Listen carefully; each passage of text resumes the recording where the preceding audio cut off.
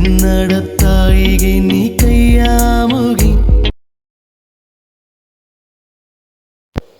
ನಮಸ್ಕಾರ, ಎಲ್ರಿಗೂ ಸ್ವಾಗತ. ಮತ್ತೊಂದು ದೆವ್ವದ ಕಥೆಯೊಂದಿಗೆ. ಎಲ್ಲರೂ ಚೆನ್ನಾಗಿದ್ದೀರಾ ಅಂತ ಅಂದ್ಕೊಂಡಿದ್ದೀನಿ. ಈ ಒಂದು ಕಥೆನ ನಮಗೆ ತಿಳಿಸ್ಕೊಟ್ಟಿರೋರು ಬಂದ್ಬಿಟ್ಟು ಉಜ್ವಲ್ ಅಂತ ಹೇಳಿ. ಇವರು ಮೂಲತಃ ರಾಮದುರ್ಗದವರು. ಸೊ ಇವರ ಒಟ್ಟಿಗೆ ಆದಂತಹ ಇನ್ಸಿಡೆಂಟ್ನೇ ತಿಳಿಸ್ಕೊಟ್ಟಿರೋವಂಥದ್ದು. ಅವರು ನಮಗೆ ಯಾವ ಥರ ತಿಳಿಸ್ಕೊಟ್ಟಿದ್ದಾರೋ ನಾನು ಕೂಡ ನಿಮಗೆ ಅದೇ ರೀತಿ ತಿಳಿಸ್ತಾ ಹೋಗ್ತೀನಿ. ಕಥೆನ ಪೂರ್ತಿಯಾಗಿ ಕೇಳಿ, ಎಲ್ಲೂ ಕೂಡ ಸ್ಕಿಪ್ ಮಾಡಬೇಡಿ.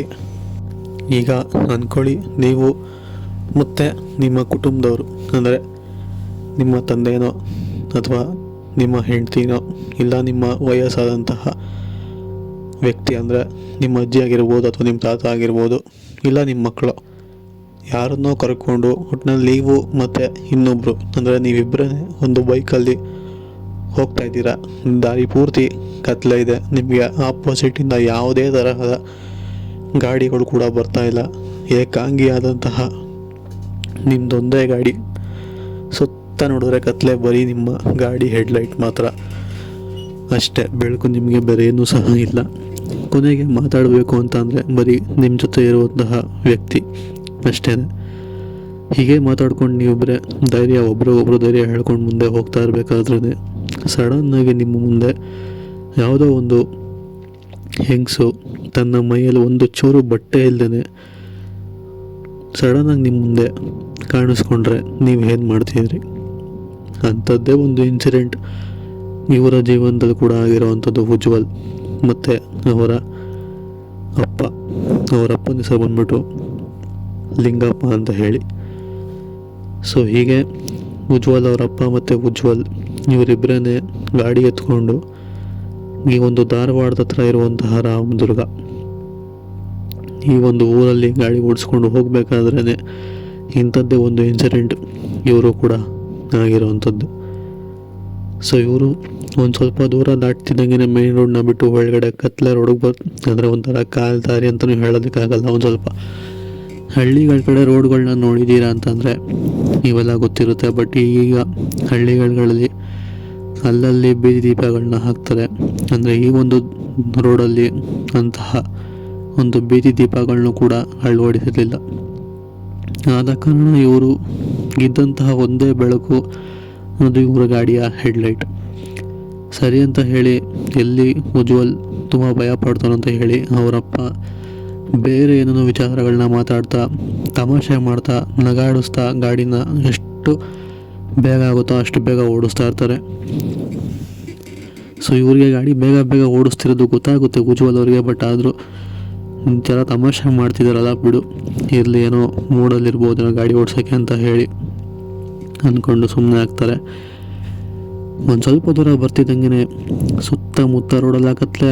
ನಿಮಗೆ ಆಪೋಸಿಟಿಂದ ಒಂದು ಗಾಡಿನೂ ಇಲ್ಲ, ನಿಮ್ಮ ಹಿಂದೆ ಕೂಡ ಒಂದು ಗಾಡಿನೂ ಇಲ್ಲ. ಅದಾದಮೇಲೆ ಇದ್ದಕ್ಕಿದ್ದಂಗೆ ಇವ್ರ ಗಾಡಿ ಮುಂದೆ ಯಾವುದೋ ಒಂದು ಹೆಂಗಸು ಮೈ ಮೇಲೆ ಒಂದು ಚೂರು ಕೂಡ ಬಟ್ಟೆ ಇರಲ್ಲ, ಸಡನ್ನಾಗಿ ಇವ್ರ ಗಾಡಿಗೆ ಅಡ್ಡ ಬರ್ತಾರೆ. ಅಡ್ಡ ಬಂದಿದ್ದ ಸ್ಪೀಡಲ್ಲಿ ಇವ್ರ ಗಾಡಿ ಬೇರೆ ಸ್ಪೀಡಲ್ಲಿ ಇದ್ರಲ್ಲ, ಆದ ಕಾರಣ ಇಬ್ಬರು ಕೂಡ ಗಾಡಿಯಿಂದ ಕೆಳಗೆ ಬೀಳ್ತಾರೆ. ಬಿದ್ಮೇಲೆ ಅವ್ರ ತಂದೆ ಉಜ್ವಲ್ ಅವ್ರನ್ನ ಎಬ್ಬಿಸಿ ಏನಾಗಿಲ್ಲ ಅಂತ ಕೇಳ್ತಾರೆ. ಬಟ್ ಅವರ ದೃಷ್ಟಕ್ಕೆ ಏನೂ ಕೂಡ ಆಗಿರಲ್ಲ, ಬರೀ ಅಲ್ಲಲ್ಲಿ ತರ್ಚ್ಕೊಂಡಿರುತ್ತೆ ಅಷ್ಟೇ. ಚಿಕ್ಕ ಗಾಯಗಳಾಗಿರ್ತದೆ. ಸೊ ಅದನ್ನೆಲ್ಲ ಲೆಕ್ಕಿಸ್ದೆ ಗಾಡಿಗೆ ಯಾವುದೋ ಒಂದು ಹೆಂಗಸು ಅಡ್ಡ ಬಂದಲ್ಲ ಬಟ್ಟೆ ಇಲ್ದೇ, ಅವ್ರು ಯಾರು ಅಂತ ಹೇಳಿ ಇವರು ಕೂಡ ಹುಡುಕ್ತಾರೆ. ಆ ಒಂದು ಹೆಂಗಸು ಬಟ್ಟೆ ಇಲ್ಲದೆ ಬಂದಿದ್ರಲ್ಲ, ಅವರು ಆ ಒಂದು ಬಿದ್ದಿರೋ ಗಾಡಿ ಮೇಲೆ ಕೂತ್ಕೊಂಡು ಜೋರಾಗಿ ಅಳ್ತಿರ್ತಾರೆ. ಸೊ ಇವರು ಅಂದರೆ ಉಜ್ವಲ್ ಅವರ ತಂದೆ ಏನಿದಾರಲ್ಲ, ಉಜ್ವಲ್ಗೆ ಕಣ್ಣನ್ನು ಮುಚ್ತಾರೆ. ಯಾಕೆ ಅಂತಂದರೆ ಆ ಒಂದು ಹೆಂಗಸ್ನ ಮೈ ಮೇಲೆ ಒಂದು ಚೂರು ಕೂಡ ಬಟ್ಟೆ ಇರೋದಿಲ್ಲ. ಅದಾದಮೇಲೆ ಅವರು ಕೂಡ ಹಿಂದೆಗಡೆ ತಿರ್ಕೊಂಡು ಆ ಒಂದು ಹೆಂಗಸ್ನ ನೋಡ್ದೇ, ಯಾರು ನೀವು ನಮ್ಮ ಗಾಡಿ ಮೇಲೆ ಯಾಕೆ ಕೂತಿದ್ದೀರಾ, ನಿಮ್ಗೇನಾದ್ರು ತೊಂದರೆ ಇದೆಯಾ, ಫಸ್ಟ್ ಇಲ್ಲಿಂದ ಹೆದೊಳಿ, ಎಲ್ಲರೂ ಹೋಗಿ ನಿಮ್ಗೇನಾಗಬೇಕು ಹೇಳಿ ಅಂತ ಹೇಳಿ ಕೇಳ್ಕೊತಾರೆ. ಬಟ್ ಆ ಹೆಂಗಸು ಏನೂ ಕೂಡ ಉತ್ತರ ಕೊಡೋದಿಲ್ಲ. ಇವ್ರಿಗೆ ಆ ಕಡೆ ತಿರುಗಾಗೂ ಕೂಡ ಒಂಥರ, ಯಾಕೆ ಅಂತಂದರೆ ಮೈ ಮೇಲೆ ಒಂಚೂರು ಕೂಡ ಬಟ್ಟೆ ಇಲ್ಲ, ಹೆಂಗೆ ತಿರುಗಿ ನೋಡೋದು ಆ ಕಡೆ ಅಂತ ಹೇಳಿ ಇವರು ಕೂಡ ಆ ಕಡೆ ತಿರ್ಕೊಂಡಿರ್ತಾರೆ. ಅದಾದಮೇಲೆ ಸ್ವಲ್ಪ ಹೊತ್ತು ನಂತರ ಆಳೋ ಶಬ್ದ ಕಮ್ಮಿ ಆಗುತ್ತೆ, ಸೌಂಡ್ ಒಂಚೂರು ಕೂಡ ಕೇಳಿಸೋದಿಲ್ಲ. ಹಿಂದೆ ತಿರುಗಿ ನೋಡ್ತಾರೆ, ಯಾರೂ ಕೂಡ ಇರೋದಿಲ್ಲ. ಸರಿ ಅಂತ ಹೇಳಿ ಗಾಡಿನ ಹತ್ಕೊಂಡು ಆ ಒಂದು ಹೆಂಗ್ಸ್ ಬಗ್ಗೆ ಅಷ್ಟೊಂದು ಯೋಚನೆ ಮಾಡ್ದೇ ಆ ಒಂದು ಗಾಡಿನ ಎತ್ಕೊಂಡು ಅಲ್ಲಿಂದ ಇಬ್ಬರು ಕೂಡ ಹೊರಡ್ತಾರೆ. ಸೊ ಹೀಗೆ ಮುಂದೆ ಬರ್ತಾ ಬರ್ತಾ ಅವ್ರಿಗೆ ಅದೇ ಒಂದು ದಾರಿಯಲ್ಲಿ ಒಬ್ಬ ಏನಂತೀರ ಫುಲ್ಲು ಹುಚ್ಚ ಅಂದ್ಕೊಬೋದು, ಒಂಥರ ತಲೆ ಸರಿ ಇರಲ್ವಲ್ಲ ಅಂಥವನು ಸಿಗ್ತಾನೆ. ಸಿಕ್ಕಿದಾಗ ಇವ್ರಿಗೆ ಒಂದು ಸ್ವಲ್ಪ ಗಾಬರಿ ಆದರೂ ಕೂಡ ಬಿಡುಗನು ಹುಚ್ಚ ಇರ್ಬೋದು ಅಂತ ಹೇಳಿ ಗಾಡಿನ ಮುಂದೆ ಓಡಿಸ್ಕೊಂಡು ಹೋಗಿ ಟ್ರೈ ಮಾಡ್ತಾರೆ. ಅವ್ನು ಮುಂದೆ ಸಡನ್ನಾಗಿ ಆ ಹುಚ್ಚ ಕೈ ಅಡ್ಡ ಹಾಕ್ಬಿಡ್ತಾನೆ. ಇವ್ರಿಗೆ ಕೈ ಅಡ್ಡ ಹಾಕ್ಬಿಟ್ಟು ವಿಚಿತ್ರವಾಗಿ ಏನೋ ಬಡಬಡಾಯಿಸ್ತಿರ್ತಾನೆ. ಸೊ ಅದಾದಮೇಲೆ ಆ ಒಂದು ಹುಚ್ಚ ಬಡಬಡಾಯಿಸಿದಂಗೆ ಇದ್ದಕ್ಕಿದ್ದಂಗೆ ಹಿಂದೆ ಅಂದರೆ ಏನಂತೀರ ಗಾಡಿ ಇವರು ಆ ಹುಚ್ಚ ಆಪೋಸಿಟ್ ಡೈರೆಕ್ಷನಲ್ಲಿದ್ದ ಗಾಡಿ ಮುಂದೆಗಡೆ ಡೈರೆಕ್ಷನಲ್ಲಿತ್ತು. ಸೊ ಆ ಒಂದು ಹುಚ್ಚ ಏನಿದಲ್ಲ ಹಿಂದೆಗಡೆ ನೋಡ್ಬಿಟ್ಟು ಜೋರಾಗಿ ಕಿರ್ಚ್ಕೊಂಡು ಭಯ ಪಡ್ತಾ ಓಡೋಗ್ತಾನೆ ಅಲ್ಲಿಂದ. ಸೊ ಇವರು ಏನಾಯಿತು ಯಾಕೆ ಓಡೋಗ್ತಾ ಇದೆಯಾ ಅಂತ ಹೇಳಿ ಆ ಒಂದು ಕತ್ಲೆ ರೋಡಲ್ಲಿ ಯಾಕೆ ಅಂತ ಹೇಳಿ ಗಾಡಿ ಸ್ಟಾರ್ಟ್ ಮಾಡ್ಕೊಂಡು ಹೋಗ್ತಾರೆ.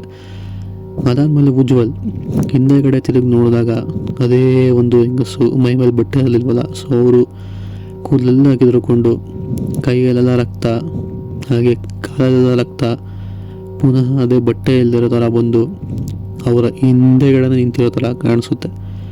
ಅಷ್ಟು ದೂರ ಇದ್ದಂತಹ ಹೆಂಗಸು ಇಷ್ಟು ಬೇಗ ಹೇಗೆ ಇಲ್ಲಿಗೆ ಬರೋದಕ್ಕೆ ಸಾಧ್ಯ ಅಂತ ಹೇಳಿ ಇಬ್ಬರಿಗೂ ಕೂಡ ಗಾಬರಿ ಆಗುತ್ತೆ. ಆಮೇಲೆ ಆ ಹುಚ್ಚ ಓಡೋಗಿದ್ದು ನೋಡಿ ಇನ್ನಷ್ಟು ಗಾಬರಿ ಆಗುತ್ತೆ. ಸೊ ಅವರಪ್ಪ ಕೂಡ ಗಾಡಿನ ಸ್ಟಾರ್ಟ್ ಮಾಡಿಕೊಂಡು ಅಲ್ಲಿಂದ ಎಷ್ಟು ಬೇಕಾಗುತ್ತೋ ಅಷ್ಟು ಬೇಗ ಗಾಡಿನ ಓಡಿಸ್ಕೊಂಡು ಊರೊಳಗಡೆ ಹೋಗೋದ ಅಂತ ಹೇಳಿ ಓಡಿಸ್ಕೊಂಡು ತುಂಬಾ ಸ್ಪೀಡಾಗಿ ಓಡಿಸ್ಕೊಂಡು ಅಲ್ಲಿಂದ ಜಾಗ ಖಾಲಿ ಮಾಡಿಬಿಡ್ತಾರೆ. ಅದಾದಮೇಲೆ ಮನೆಗೆ ಬಂದು ಅವ್ರಿಗಾಗಿದ್ದಂತಹ ಗಾಯಗಳನ್ನೆಲ್ಲ ಫಸ್ಟ್ ಏಡ್ ಮಾಡಿಬಿಟ್ಟು ನಂತರ ಮಲ್ಕೊಂಡಾಗ ಅದೇ ಒಂದು ಹೆಂಗಸು ಅವ್ರ ಕನಸಲ್ಲಿ ಬಂದು ನಿಮ್ಮನ್ನು ನಾನು ಯಾವುದೇ ಕಾರಣಕ್ಕೂ ಬಿಡಲ್ಲ ಅಂತ ಹೇಳಿ ವಾರ್ನಿಂಗ್ ಮಾಡಿದ ರೀತಿಯಲ್ಲಿ ಅವರಿಬ್ಬರಿಗೂ ಕೂಡ ಕನಸು ಬೀಳುತ್ತೆ. ಅದಾದಮೇಲೆ ಇಬ್ಬರು ಕೂಡ ಹೋಗಿ ದೇವಸ್ಥಾನದಲ್ಲಿ ಅಂತರ ಹಾಕ್ಸ್ಕೊಂಡು ತಮ್ಗಿಡಿದಂತಹ ಗಾಳಿನ ಬಿಡಿಸ್ಕೊತಾರೆ. ಸೊ ಇದು ಆದಂತಹ ಒಂದು ಸತ್ಯ ಘಟನೆ. ಈ ಒಂದು ಕತೆ ಇಷ್ಟ ಆಗಿದೆ ಅಂತ ಅಂದ್ಕೊಂಡಿದ್ದೀನಿ. ಇಷ್ಟ ಆಗಿದ್ರೆ ಲೈಕ್ ಮಾಡಿ, ಶೇರ್ ಮಾಡಿ. ಇನ್ನು ನಮ್ಮ ಚಾನಲ್ ಸಬ್ಸ್ಕ್ರೈಬ್ ಆಗಿಲ್ಲ ಅಂತಂದರೆ ಈ ಕೂಡಲೇ ಸಬ್ಸ್ಕ್ರೈಬ್ ಮಾಡ್ಕೊಳ್ಳಿ. ಸಿಗೋಣ ಇನ್ನೊಂದು ಕಥೆಯೊಂದಿಗೆ. ಅಲ್ಲಿವರೆಗೂ take care, good bye friends.